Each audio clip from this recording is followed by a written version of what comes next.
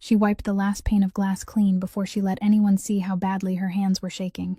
High on a wobbling aluminum ladder propped against the front windows of the lobby of the Wexford Hotel, in the first cold of a Chicago winter, Rosalind Hartley dragged her rag across the wide window, her gray apron stained with water and dust. She was 28 years old. In her pocket she had exactly $12, a dismissal notice torn in half, and a card her daughter had scribbled with a drawing of 3 people, though now only 2 of them were left. An hour earlier, they had accused her of stealing something she had never once touched.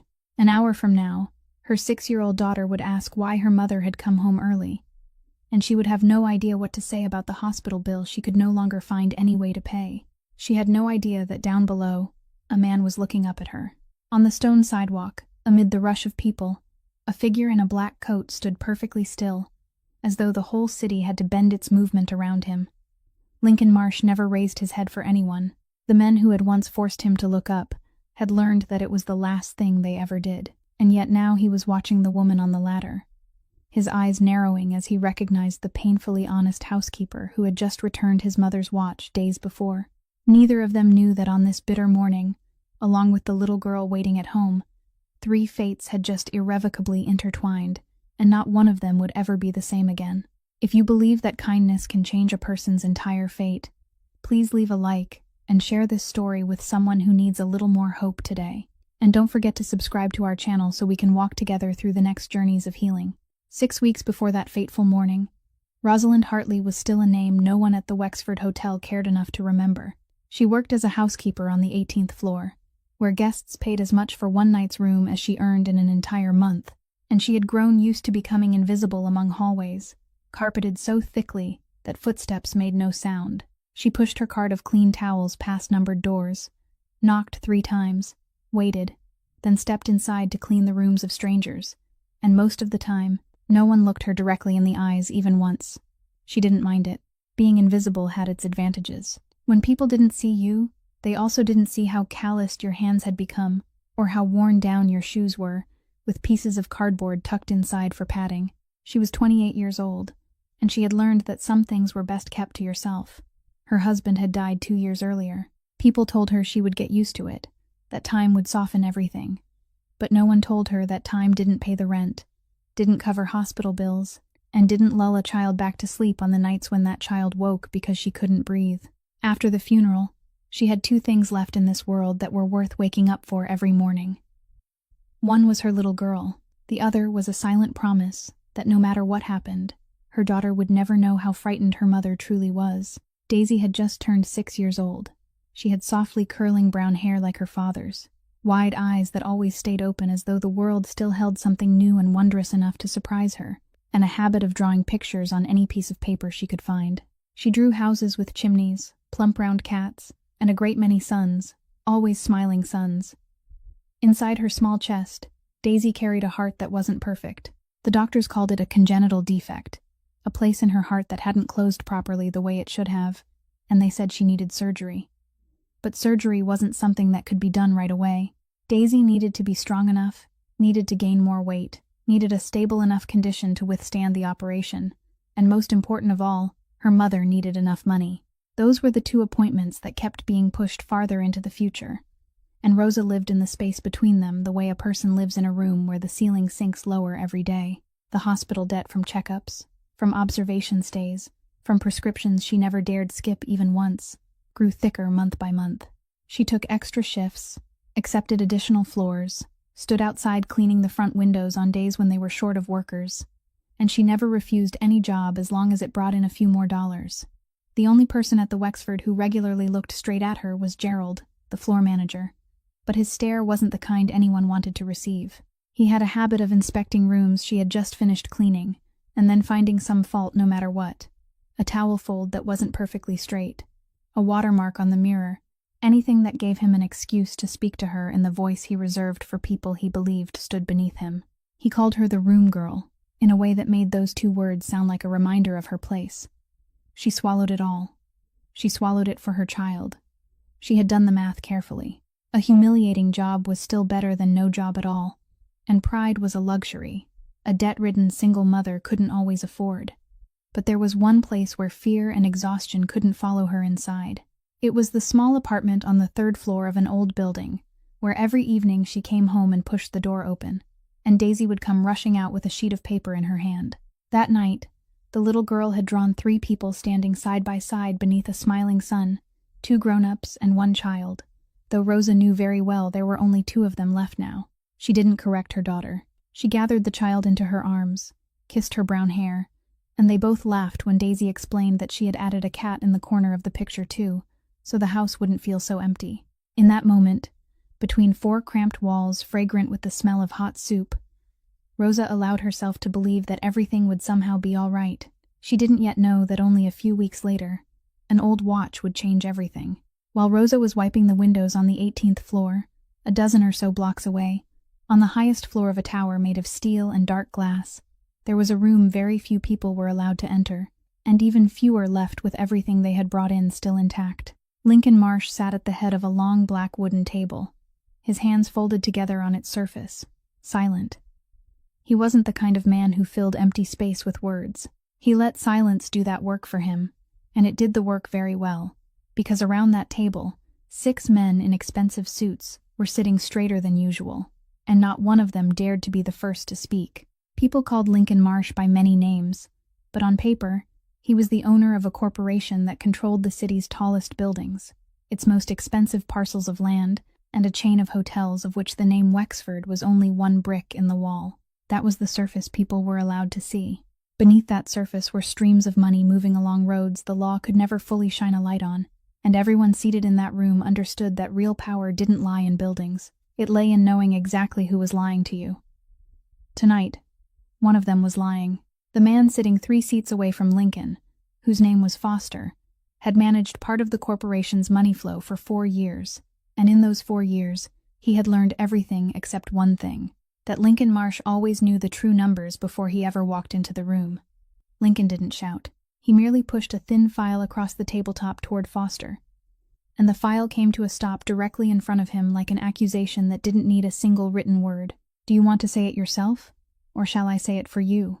Lincoln said, his voice even and low, without the slightest ripple of emotion, and it was that very calmness that sent a coldness crawling up the back of Foster's neck. Foster began to explain, his voice stumbling, numbers, reasons, borrowed names used to conceal the money that had disappeared. But Lincoln only sat and listened with the patience of a man who already knew the ending and was simply waiting to see how long it would take the other man to lead himself there. When Foster stopped, the whole room went so quiet that the ticking of the clock on the wall could be heard. Lincoln rose, fastened 1 button of his suit jacket, and walked around behind the seated men, slowly, 1 step at a time, until he stopped behind Foster's chair. "I'm not punishing you for the money," he said, almost gently. "I can make that money back in a week. I'm punishing you because you thought I wouldn't see." He didn't need to say another word. By the next morning, Foster would lose everything he had in a completely legal way. Every contract, every account, every door that had once opened for him would close, and he would understand that being erased from the game by Lincoln Marsh was more terrifying than any threat. But that night, after the room had emptied, Lincoln remained there alone in the dark with a concern far greater than Foster. Foster was only a small, greedy man. The real problem was that for the past several months, information that should have been known only to a very small circle of Lincoln's most trusted people kept leaking out, landing exactly in the hands of those he didn't want to have it. Someone inside his closest circle was selling him out. He didn't yet know who it was, but he knew that one of those suspicious, dirty money channels wound through the books of several hotels in the chain, and Wexford was the name appearing more often than any other. So the next morning, instead of sending someone under him to inspect the place as usual, Lincoln Marsh booked a room himself under a name no one knew, and stepped through the revolving door of the Wexford Hotel. He had come there to find a traitor. He had no idea he was about to meet someone who would make him remember what he had buried for 20 years.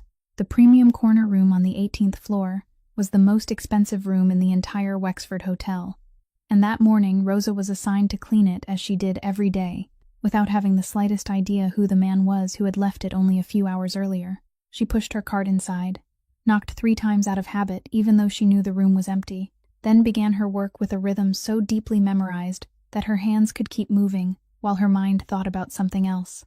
She was thinking about Daisy, about tonight's dose of medicine, about next week's follow-up appointment that she still didn't know how she was going to pay for, when her hand touched a small object tucked into the gap of the armchair beside the window.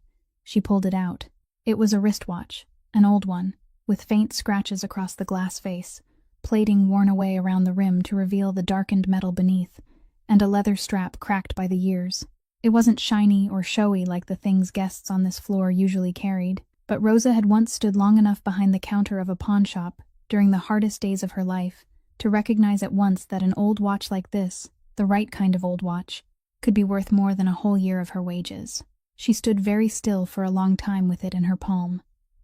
The room was so quiet that she could hear her own heart beating. In her mind, a voice rose very softly and very reasonably, telling her that the man who had left this behind was surely so rich he would never even remember it, that if she took it away, the hospital debt could be wiped clean in a single afternoon, that Daisy might be able to have surgery sooner, that no one would know, no one at all. Her hand tightened around the watch. She thought of her little girl sitting at home with the babysitter, thought of that small chest rising and falling every night, and for one long, frightening moment, she truly considered it. But then she thought of something else. She thought of the evening Daisy had drawn 3 people beneath a smiling sun, and explained that she had added a cat so the house wouldn't feel so empty. And Rosa asked herself what kind of mother she would become if she taught her child with hands that had just taken something that didn't belong to her. She didn't have much left in this world, but what she did have, she didn't want to trade at that price. Rosa placed the watch in the pocket of her apron, went down to the front desk, and reported that she had found an item a guest had left behind in the room, asking that it be returned directly to its owner so she could be sure it wouldn't be misplaced again. She didn't do it to be praised. She did it because it was the only way she knew how to sleep peacefully. Someone called up to the room, and only a few minutes later, the man came downstairs. He was tall, dressed in a dark coat, moving with the manner of someone who never had to hurry because the world was always the one made to wait for him, and when his eyes met hers, Rosa suddenly felt herself wanting to take a step back without understanding why. She held out the watch, briefly explained where she had found it, and said she hadn't touched anything else in the room. Lincoln Marsh looked at the watch lying in her palm, and for the first time that morning, something shifted almost imperceptibly in his otherwise unreadable face. He took it from her very gently, almost carefully, the way someone holds something that can't be replaced with money, something that, once lost, no amount of money in the world could ever buy back. He didn't say thank you right away. He raised his eyes to her and looked at her for a very long time, so long that she began to feel uncomfortable, and in that look there wasn't the scrutiny of a wealthy owner toward a housekeeper, but something altogether different. A recognition, as though she had accidentally touched a door that had been locked inside him for 20 years. "What's your name?" he asked, his voice low and slow. "Rosalind Hartley," she answered. He gave one very faint nod, tucked the watch into the breast pocket of his coat, directly over his heart, and turned away. But Rosa noticed in time that this cold man had just looked at her in a way no one had looked at her for many years, and she had no idea that she had just passed a test she'd never even known she was being given. Lincoln Marsh returned to his room, closed the door, and stood for a very long time by the window with the old watch in his hand, letting something he had believed was buried deep long ago rise from the bottom of memory.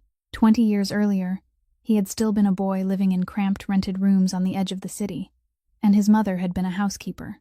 She worked for a wealthy family in a grand house that young Lincoln had never been allowed to enter through the front door. A woman whose hands were always rough from cleaning water and soap, yet always warm when she placed them on his forehead each night. She didn't have much to give her son besides 2 things.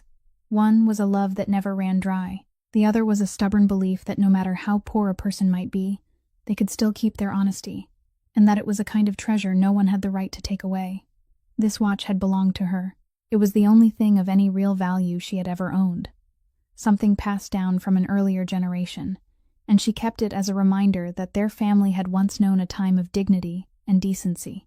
Then one day, in that grand house, an expensive piece of jewelry disappeared, and they needed someone to blame. They didn't look for the real culprit. They simply chose the easiest person to accuse, the one who had no money to hire a lawyer, no one to stand up for her, no voice at all in their world. They chose the housekeeper. His mother was dismissed in humiliation.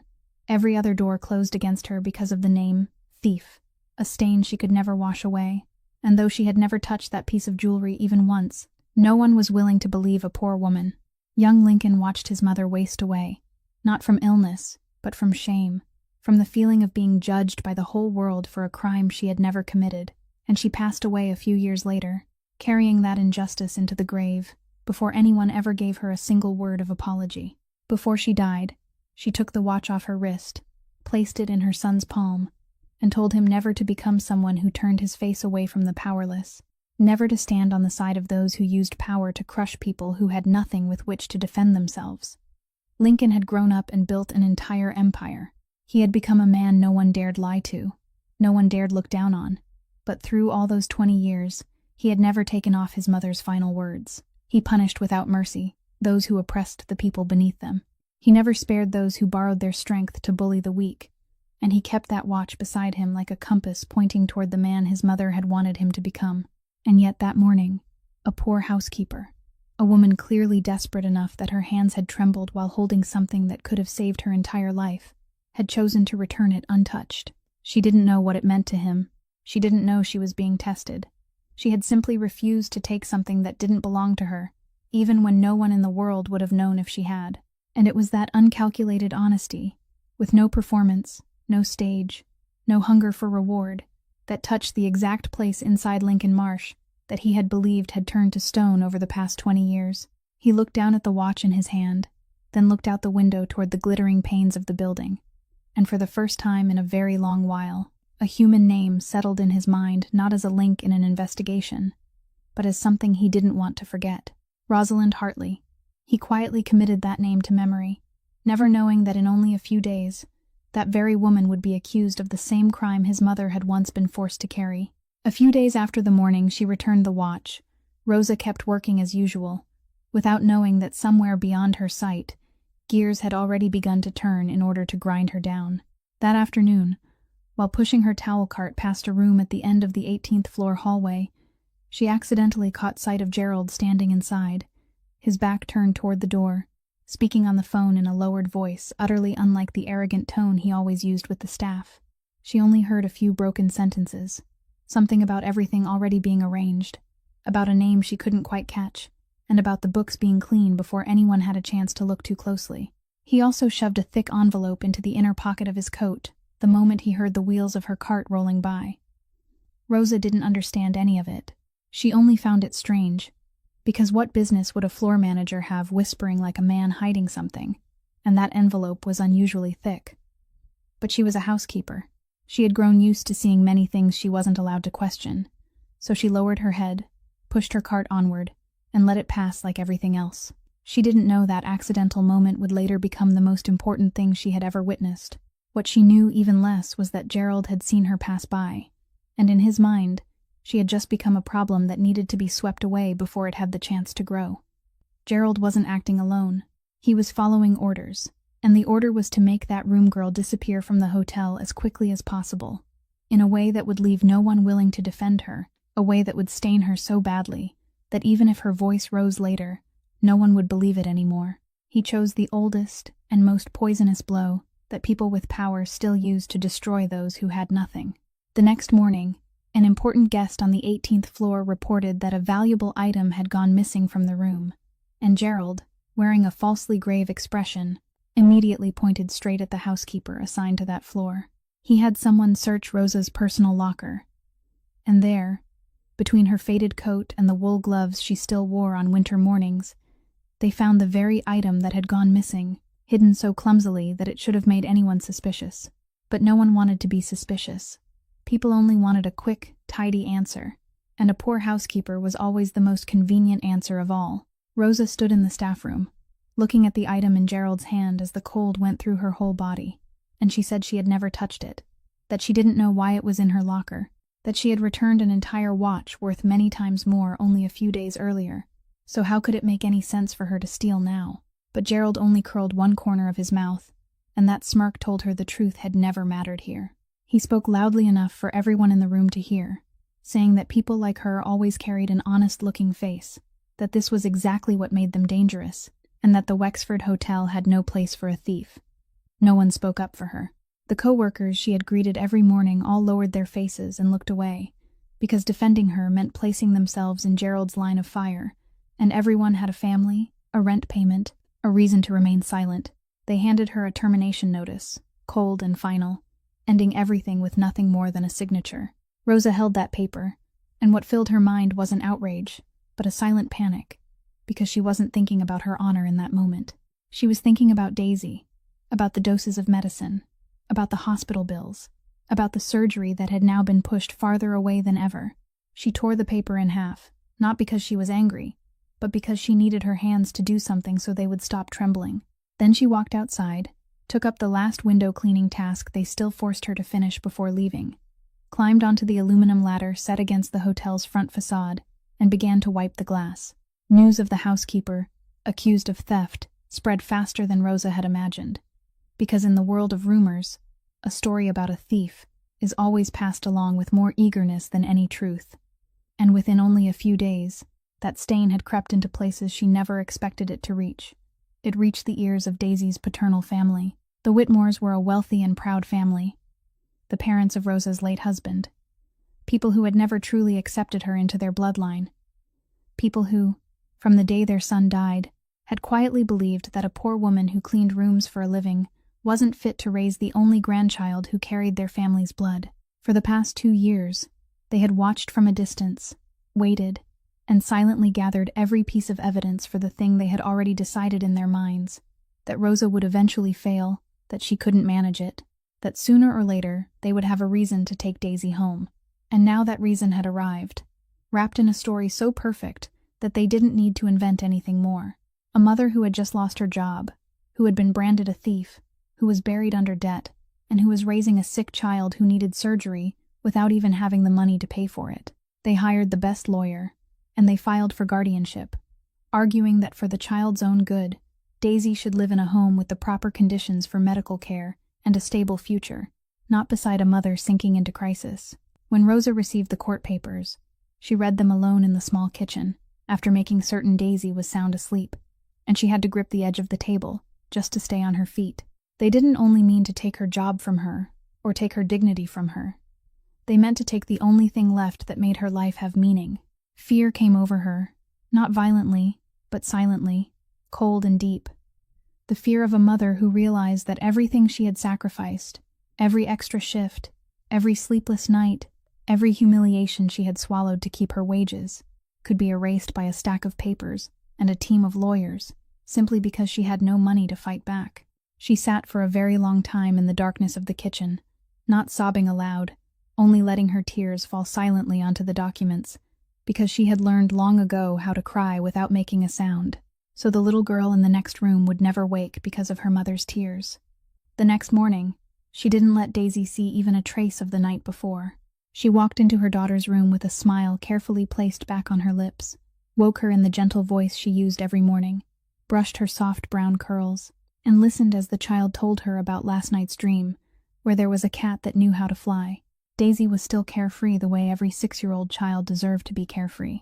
She knew nothing about courtrooms, about lawyers, about the grandparents who wanted to take her away, and Rosa swore in her heart that she would never have to know, that even if the sky fell down, her little girl would only see her mother smiling.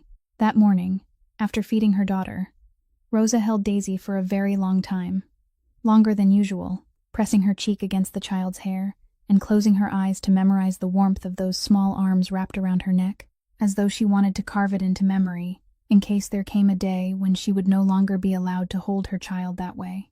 Daisy giggled and asked why Mommy was hugging her so long today, and Rosa only answered that it was because today, Mommy loved her just a little bit more. The little girl nodded as if she understood, then ran off to get paper and pencils so she could show her mother the flying cat. And Rosa stood there watching her go, carrying on her shoulders a despair she couldn't share with anyone, and for the first time in her life, she didn't know where to find the strength to keep moving forward. While Rosa was drowning in her own silent despair, on the other side of the city, the investigation Lincoln Marsh had been quietly conducting was closing in around a single name, and that name was Gerald. The dirty money leaking outward, the numbers that didn't match in the Wexford Hotel's books, all of it led back to one man, a floor manager who had believed he was too insignificant for someone like Lincoln to notice. Lincoln's people discovered that Gerald had been embezzling money from the hotel for quite some time, and worse than that, He had taken outside money to act as an inside man, opening doors that should have stayed closed, passing along information that should have remained buried. And as Lincoln peeled back each layer of paperwork, he found one detail that made him stop for a very long time. Only a few days earlier, Gerald himself had staged the dismissal of a housekeeper on an accusation of theft, and that housekeeper's name was Rosalind Hartley. Lincoln didn't need much time to understand what had happened. He had read enough of the file to know the missing item had been found in her locker in a way so clumsy it was almost ridiculous. He knew that a woman who had just returned to him a watch worth more than everything she owned would never steal some small trinket. And he understood that she had been framed, chosen as a scapegoat in the same way his mother had been chosen 20 years before. Something inside his chest, something that had long ago turned to stone, suddenly grew hot. Lincoln summoned Gerald to a meeting room in the hotel, and he walked in with a mixture of servility and curiosity, the look of a man who didn't yet know what he was about to face, until he realized who the man seated at the head of the table was, and every trace of blood drained from his face. Lincoln had arranged for Rosa to be there as well, standing quietly in one corner of the room, because he wanted her to witness the truth being brought into the open with her own eyes. He wanted her to know she wasn't losing her mind, that she had been right from the beginning. Lincoln didn't shout, didn't slam his fist on the table, and didn't need any of those things. He simply placed one folder after another onto the tabletop. Every document proving the money Gerald had stolen, every call he had made, every dirty dollar he had accepted, and each sheet of paper that landed on the table pushed Gerald one step closer to the edge. Gerald began to stammer denials, then stammer explanations, then finally stammer pleas. But Lincoln only watched him with a calm so cold it chilled the blood, the gaze of a man who had already decided the other man's fate and was only waiting for him to understand it. "You chose the wrong person to destroy," Lincoln said, his voice low and steady, each word falling like a block of stone. A mother raising a sick child, with nothing to defend herself. "You thought she was the easiest person in this building to bully. You were wrong. She is the most protected." Then he told Gerald exactly what was about to happen to him, not with threats, but with facts. By morning, every one of his accounts would be frozen, every contract cancelled. Every connection that had once propped him up would turn its back on him. The file on everything he had done would be sent to precisely the places it needed to go. And from the moment he walked out of that room, he would no longer be able to find a decent job, an open door, or a single person willing to stand on his side anywhere in the city. Gerald collapsed to his knees and begged for one chance, but Lincoln had already risen and fastened his jacket button, a sign that, for him, the conversation was over. "A chance," he said softly, "is what you had, and you used it to frame an innocent woman."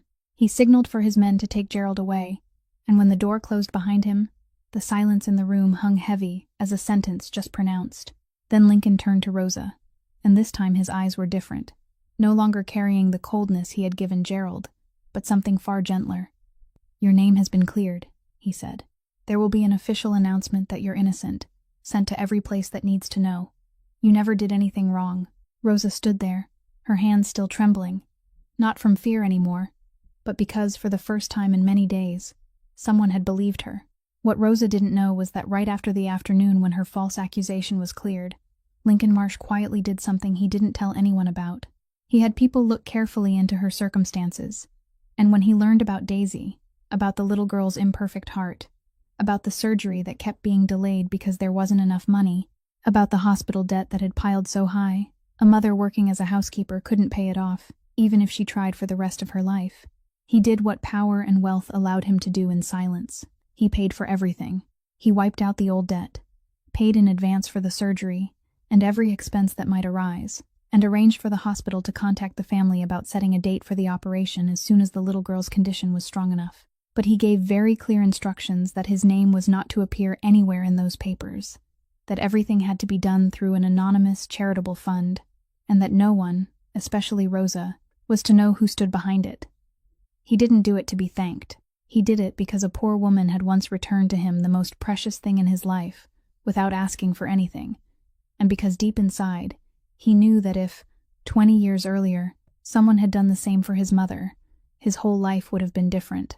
A few days later, he summoned Rosa, and this time it wasn't to speak about Gerald or the past, but to make her an offer. He said he knew she had just lost her job, that he had work for her if she was willing, Work that would pay her fairly, enough that she wouldn't have to worry about the things she had always worried about. The work was to restore a house. It was an old house in a quiet area on the edge of the city, a house that had stood empty for many years, its walls stained and its floors covered in dust, and he wanted it brought back to life, cleaned, repaired, returned to the warmth of a place where people had once lived. He didn't explain why that house mattered to him, and Rosa didn't ask, because she was used to not questioning the things people didn't want to say.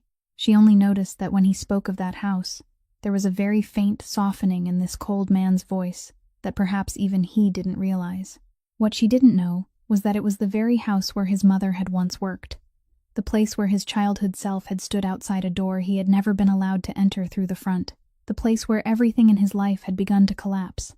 Rosa accepted, because she needed the work, and because there was something in the way this man treated her that made her believe the offer was sincere. And so, in the days that followed, she began going to the old house every morning, and Lincoln was often there. He didn't need to come. A man like him had 1,000 things more important to do, and yet he still came, standing quietly as he watched her work, sometimes lifting something heavy with his own hands, sometimes exchanging only a few brief words with her about what should be kept and what should be replaced. Through those quiet mornings, something began to form between two people who had once belonged to worlds so far apart that it had seemed impossible for them ever to touch. They didn't speak much, but they worked beside each other with a silent respect. Neither of them was used to receiving. Rosa realized that the man the whole city feared could be strangely patient, and Lincoln realized that it had been a very long time since anyone had stayed beside him, not out of fear, not out of calculation, but simply because she was doing her work with decency. And just like that, brick by brick, the old house began to live again, at the same time as something inside both their chests. One morning at the old house, when Lincoln arrived and saw Rosa working with dark circles beneath her eyes from lack of sleep, he realized that something heavier than ordinary exhaustion was weighing her down. He wasn't the kind of man who pressed people with questions, but he had his own way, and after a while of silence, she told him about the Whitmore family, about the court papers, about how her late husband's family was using money and lawyers to take Daisy away from her. She told him in the flat, even voice of someone who had already cried herself empty and now had nothing left but resignation. And she said perhaps they were right. Perhaps a mother with nothing like her truly shouldn't keep her child beside her. Lincoln listened to all of it without interrupting, and when she finished, he said only one thing, that no one had the right to take a mother's child away simply because that mother was poor, and that this would not happen.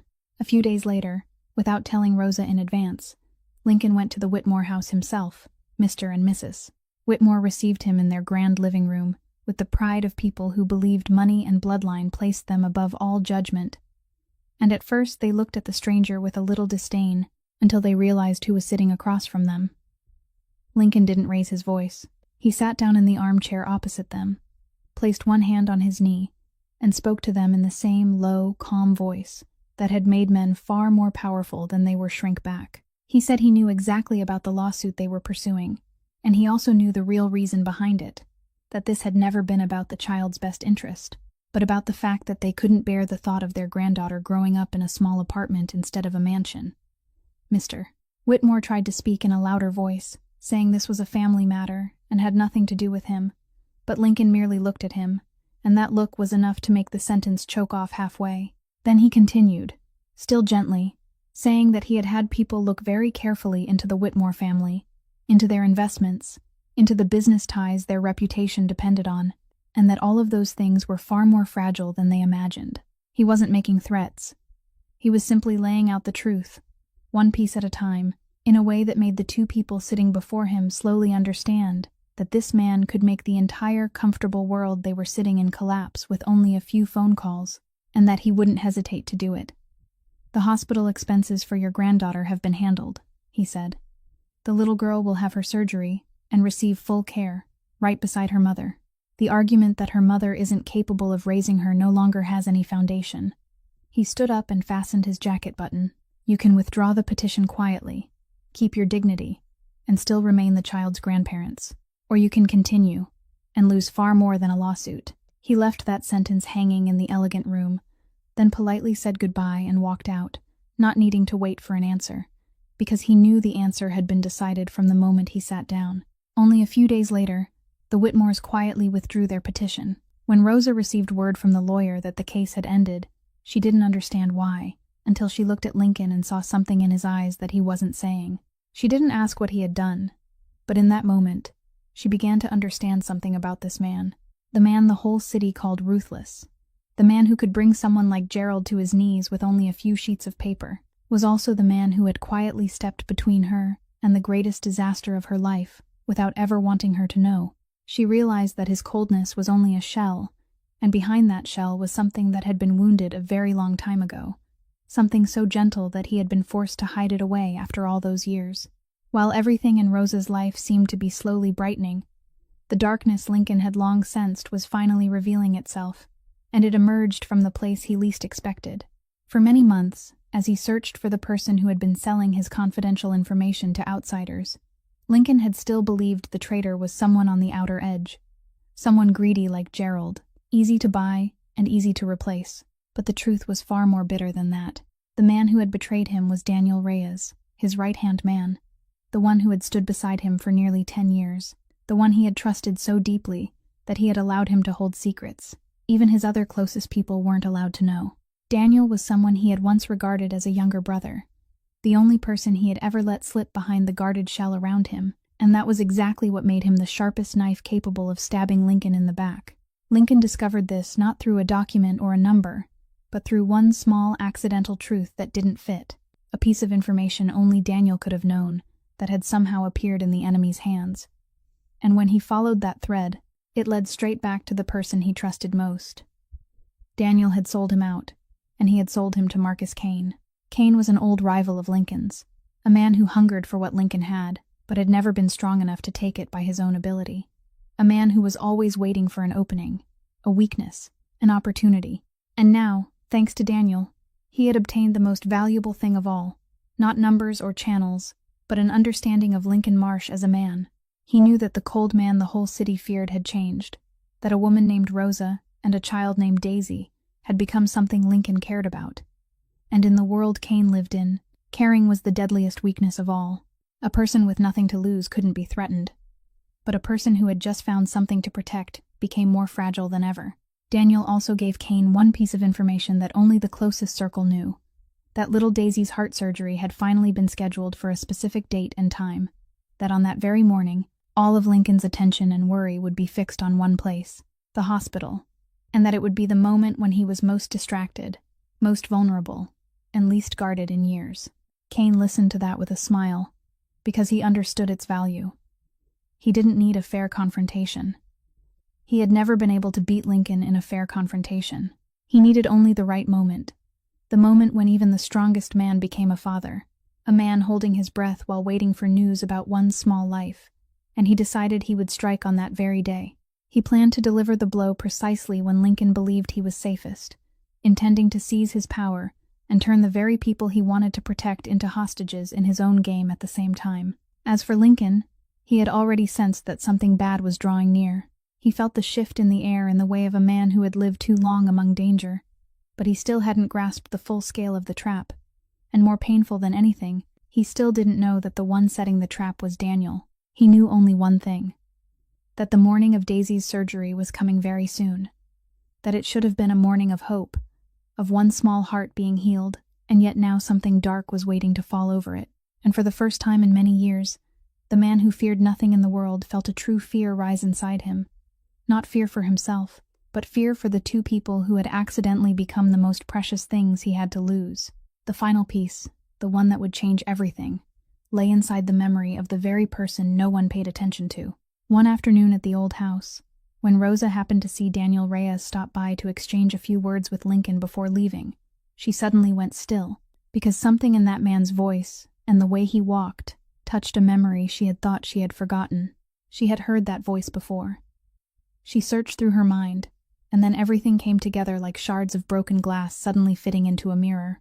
That afternoon at the Wexford Hotel, when she had pushed her towel cart past the room at the end of the hallway and caught Gerald whispering on the phone before hurriedly stuffing a thick envelope into his coat, the voice on the other end of the line, the one she had faintly heard through the phone speaker, had been Daniel's voice. Back then she hadn't understood anything. She had only found it strange, then let it pass like everything a housekeeper was forced to let pass. But now, standing in the old house with her heart pounding hard, she understood that the man who had just left wasn't a loyal subordinate, but the one who had been pulling Gerald's strings, the one who had ordered her ruin. And if he was capable of betraying a nameless housekeeper to that degree, then how far could he go in betraying Lincoln? Rosa knew her place very well. She was only a hired worker, with no power, no documents as proof, nothing but a memory and an instinct. She understood all too clearly that accusing Lincoln's most trusted right-hand man was madness, that if she was wrong, she would lose everything that had just been given back to her, and if she was right, she would place herself in the sights of people many times more dangerous than Gerald. A wise person would stay silent. A person whom life had taught that it was best to lower her head would choose not to get involved. But Rosa thought of the man who had quietly stood between her and disaster, the man who had given her dignity back, the man who had saved her right to remain a mother without ever wanting her to know, and she understood that if she stayed silent now, she would never forgive herself. She was no longer the woman who only knew how to swallow everything down just to stay safe. So she went to find Lincoln. She came to him and told him directly what she knew, recounting that afternoon at the Wexford, the voice she had heard, the connection between Gerald and the man he trusted most. Lincoln fell silent.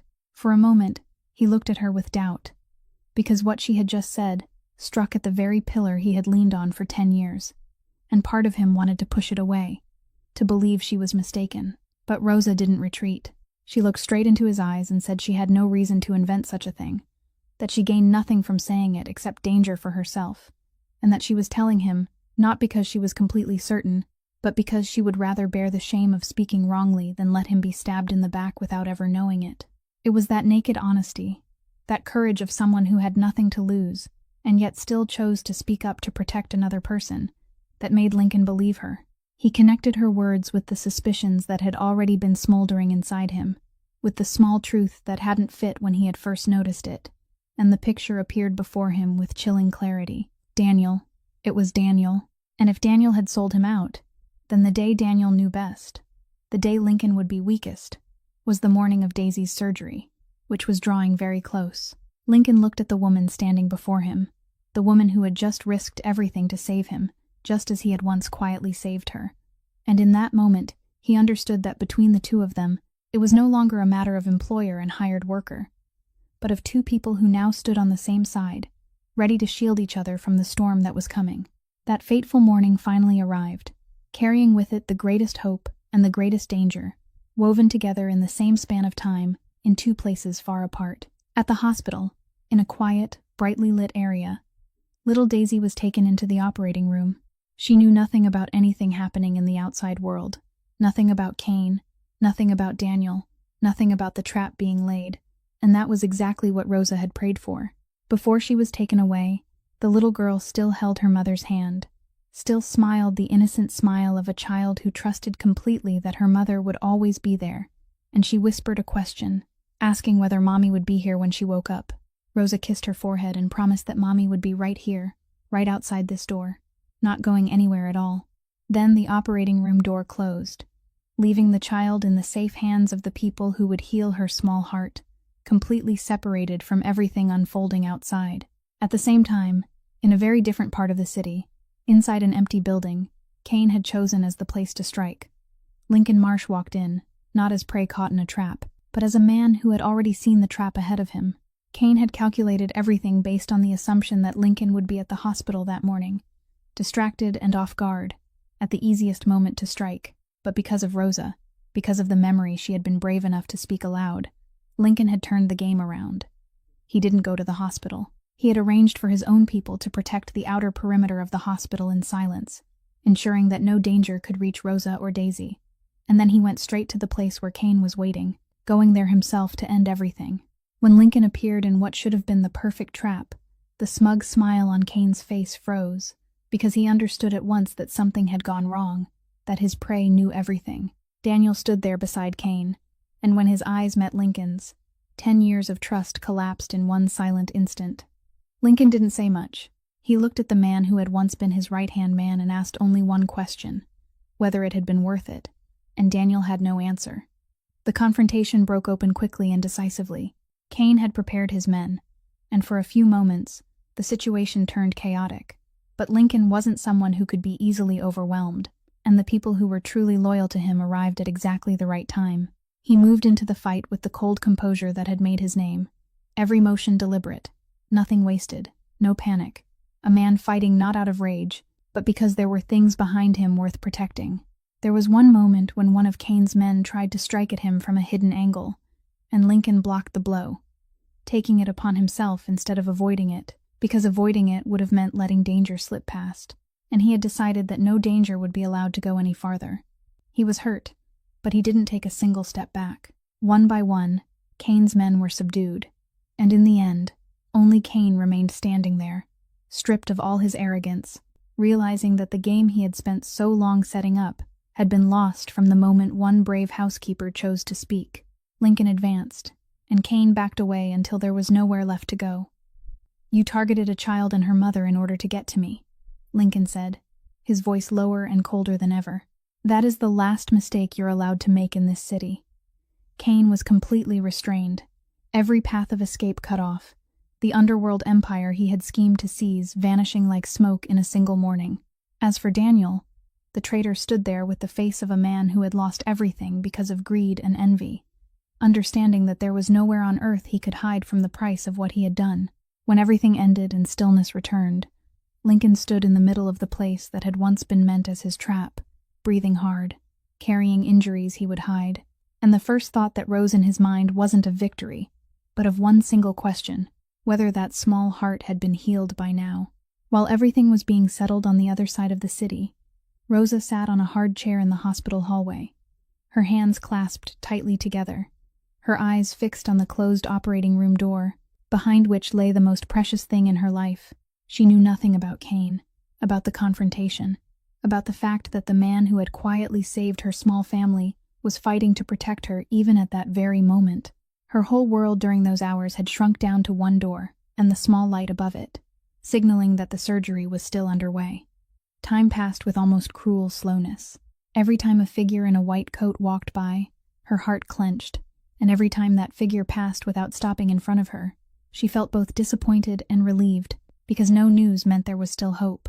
She thought about the promise she had made to her daughter, that Mommy would be right here when she woke up, and she clung to that promise like a lifeline, telling herself that she had to be there, had to smile when Daisy's wide eyes opened, because that was what her little girl trusted completely. She prayed in the way a mother prays, without ceremony, without pretty words, only with whispered pleas repeated over and over in her heart, asking that her child be safe, that small heart be made whole, that Daisy would have many more mornings to draw smiling suns. As she waited, she took out the hospital papers she still kept in her bag, and her eyes stopped on a detail she had never looked at closely before in the middle of all her worry. Every expense, both the old debt and this surgery, had already been paid in advance, through an anonymous charitable fund she had never contacted. She had once thought it was a miracle, a nameless stroke of luck she hadn't dared question too much for fear it might disappear. But now, sitting in the stillness of the hospital hallway, with her mind sharpened by anxiety, she began to connect the things she had never connected before. The way Lincoln had given instructions to the hospital, the timing of the debt being cleared just as he entered her life, the tenderness he always tried to hide, all of it suddenly pointed in one direction. Her hands trembled as the truth slowly revealed itself, that the hidden benefactor, the person who had quietly given her child another chance to live, had never been some nameless fund at all. At that exact moment, the operating room door opened, and a doctor stepped out, pulling down his mask, a smile on his tired face. He came to Rosa and spoke the words she had been waiting for with her whole life, that the surgery had been successful, that Daisy's small heart had now been repaired, that the little girl was stable and would recover well, that the hardest part was behind them. For a moment, Rosa couldn't move, as though those words were too immense for her body to hold all at once. Then she broke down crying. She sobbed right there in the hallway, no longer the silent, soundless kind of crying she had practiced for years so her daughter wouldn't hear, but the unrestrained sobs of a mother who had just been given her child back, a cry that carried every sleepless night, every humiliation swallowed, every fear she had borne alone, and now all of it dissolved into tears of joy. She cried for 2 years of forcing herself to be the pillar, for the days when she had thought she couldn't take another step, for the miracle whose name she now knew, and through those tears, One thought rose clearer and stronger than all the rest, that she had to find him, the man who had given her child this morning without ever wanting her to know, and she had to say to him the one thing perhaps no one had ever said to him in his entire life. A few hours later, after Daisy had been moved into a quiet recovery room and was sleeping peacefully, Rosa stepped out into the hallway to take one deep breath, and it was there that she saw him. Lincoln Marsh was standing at the end of the corridor, a short distance from the little girl's door, and he didn't come forward. He simply stood there, looking toward the half-closed door behind which lay the child who had just been healed, with an expression Rosa had never seen on him before, no longer the cold authority of a man the whole city feared, but something hesitant, almost shy, as though an invisible wall were holding him back right at the threshold. She realized he had come as soon as everything was over, still carrying traces of a brutal mourning on his body that he was trying to hide, and she understood that he had come only to make sure the little girl was safe, then planned to leave quietly without letting anyone know. She walked toward him, and when she drew near, she said softly that she knew the person who had paid the hospital bills, the person who had given her daughter this chance, had never been some nameless fund at all. Lincoln didn't deny it. He only turned slightly away, his eyes still fixed on the door of the hospital room, and she saw his jaw tighten. Then he said, his voice lower and rougher than usual, that he had only stopped by to make sure the little girl was all right, and that he should go. When Rosa asked why he didn't go in and visit her for a little while, he stayed silent for a long time, and at last he said the thing he had perhaps never told anyone, that a man like him, with hands that had done the things his hands had done, with the world he lived in, didn't deserve to step into the room of a child as innocent as that. He didn't say it to be comforted, but as a truth he had believed for many years, a sentence he had passed on himself long ago. And in that moment, Rosa looked at him, and she understood that behind this powerful man was a boy who had once stood outside another door, a very long time ago, not allowed to enter. She stepped closer and said only one sentence to him, that his mother would surely be proud, not because of what he had, but because of the man he had chosen to become, because he had done for a poor mother and her child exactly what no one had been willing to do for his mother all those years ago. Those words struck straight into the deepest place he had kept hidden for 20 years. The wound he had believed had hardened over, and for the first time, Rosa saw the eyes of the man who feared nothing in the world fill with tears. He turned his face away, trying to hold on to the last of his composure, but Rosa didn't let him leave. She reached out, took his hand, and gently pulled him toward the door, telling him that the little girl would be very happy to know the person who had helped her, and that there was nowhere in the world he deserved to enter more than that room. And he let her lead him. They stepped into the room just as Daisy stirred softly and opened her wide eyes still shining with the same innocent brightness as always. And the first thing the little girl did when she saw her mother was smile, the smile that made up Rosa's entire world. She whispered, asking whether Mommy had kept her promise to be there when she woke up, and Rosa laughed through her tears, answering that Mommy had been there the whole time, and that she had also brought along a very special friend. Daisy turned to look at the tall man standing silently beside the bed, and with the carefree trust of a child who had never known the prejudices of adults, she held out her tiny hand and asked whether he wanted to see the picture she had drawn of the flying cat. And Lincoln Marsh, the man who had once believed he didn't deserve to step into this room, slowly crouched down beside the bed, took that small hand in his, and for the first time in many years, a real smile appeared on his face. The weeks that followed passed like a spring that had come late, but had truly come at last. Daisy recovered faster than even the doctors had predicted, her small heart now whole and beating with strong, healthy rhythms, and before long she returned to her paper and pencils, drawing smiling suns and flying cats. Except now, in her pictures, there was often a tall man standing beside mother and daughter beneath the roof of a house.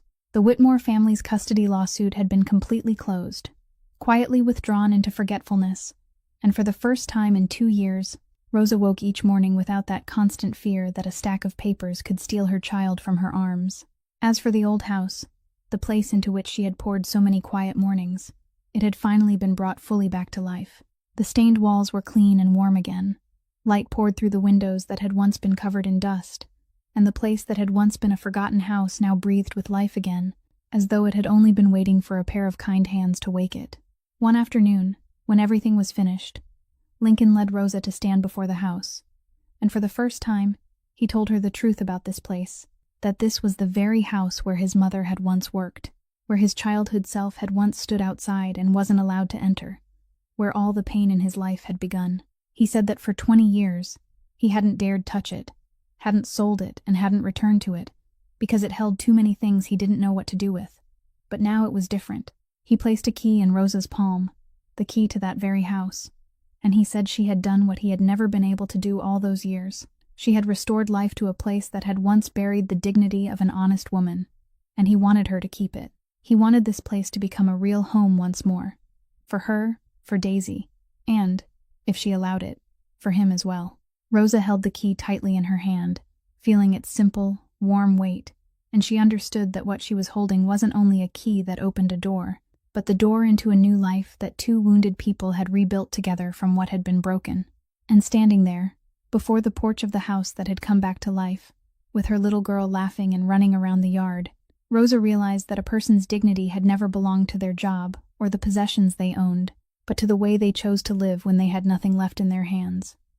That one small act of kindness, one choice to remain honest in the middle of hardship, could melt even a heart that had seemed turned to stone.